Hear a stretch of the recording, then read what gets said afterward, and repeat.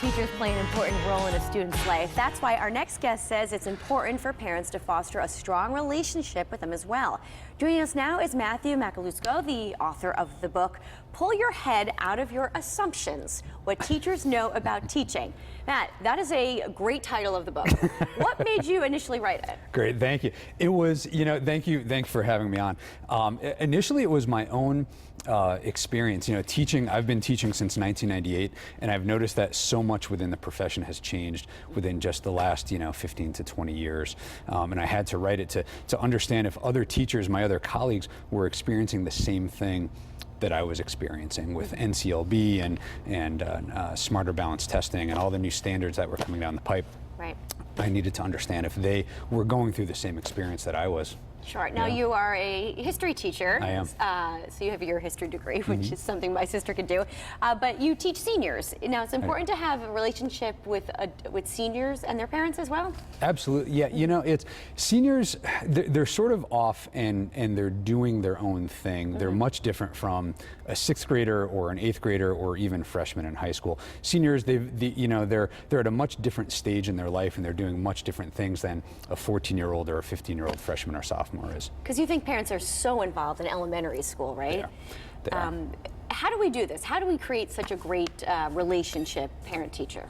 Well, I think there's 5 or 6 points that any parent can really follow. And the first point that I wanted to talk about was really have high expectations for your teacher.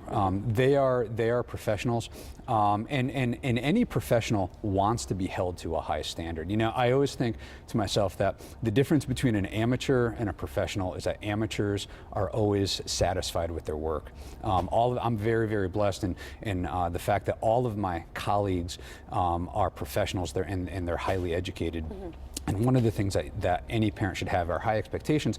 But with that, it has to be balanced with the fact and the understanding that they're human beings too. There are so many external factors that come down into teaching.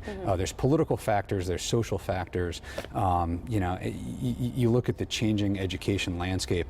There are so many things that influence how a teacher teaches. Not to mention they have their own families and their own lives beyond the classroom. Absolutely.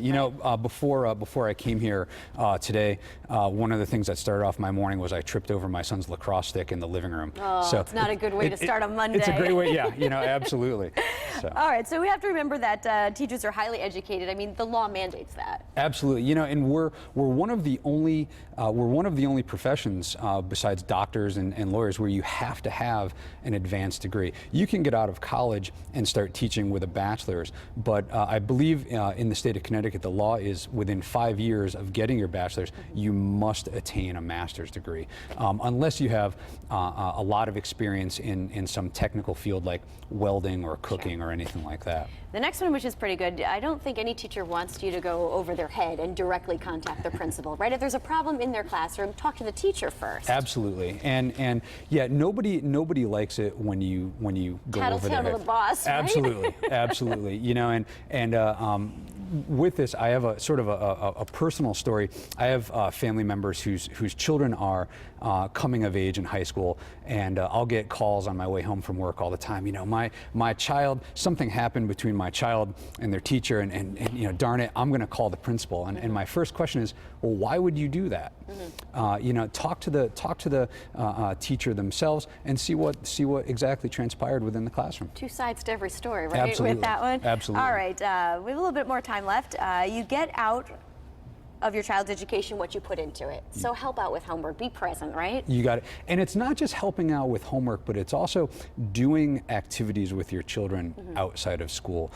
For example, if your child is talking about the Civil War, here we are in Connecticut, we're only a half hour or about an hour and a half out of Boston.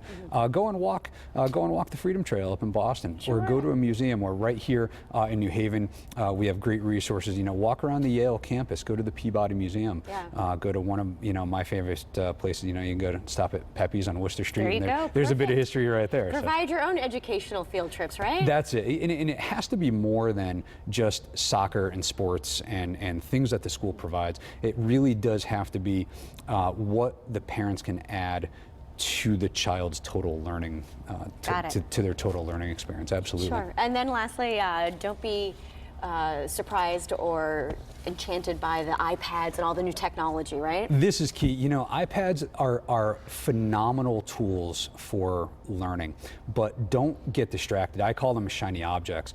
And interesting, there was an author, her name is Amanda Ripley, and she did a study, and she went to countries like South Korea and Poland, and she found that their classrooms are very curiously devoid of all of this technology, yet their students on international benchmarks consistently outperform American students. You don't necessarily need them. Matt, thank you so much for being here. Where can we find your book? Just about everywhere? You can find it on Barnes & Noble and on Amazon, and we'll check thanks it so out. much. Thank Great. you. Perfect, thank you. All right, Meg, we'll send